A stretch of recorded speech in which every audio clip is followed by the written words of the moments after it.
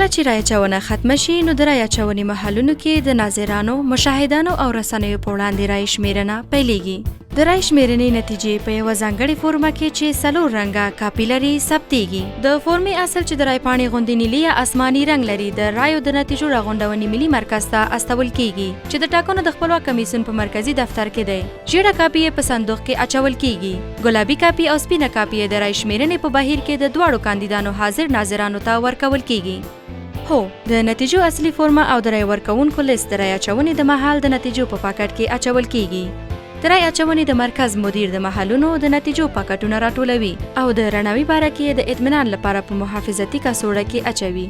اړوند معلومات یې ورباندې له پاسه لیکي او تر بسته‌بندۍ وروسته یې د ولسوالۍ یا ناحیې صحوي ناظم ته سپاري.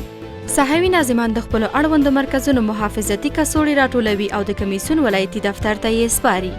ولایتي دفتر د محافظتي کڅوړې له پاسه لیکل شوي معلومات په کمپیوټري سیستم کې ثبت او په خپله محافظتي کڅوړې په نیلي یا آسماني رنګه صندوق کې ځای پر ځای کوي او د کمیسیون مرکزي دفتر ته یې لیږدوي. اوس نو مرکزي دفتر کې له لاندې پړاوونو تیریږي.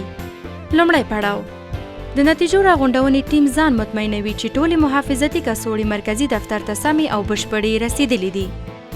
دوهم پړاو یو بل ټیم د نتیجو فورمې ترتیب او سکن کوي. دریم پړاو د نتیجو د فورمو معلومات د نتیجو راغونډونې د ملي مرکز په ډیټابیس کې جمع او ثبتیږي. څلورم پړاو د معلوماتو د ثبت پر مهال د اشتباهاتو د له منځه وړلو لپاره د بیا ځلې ثبت له سیستم څخه کار اخلي.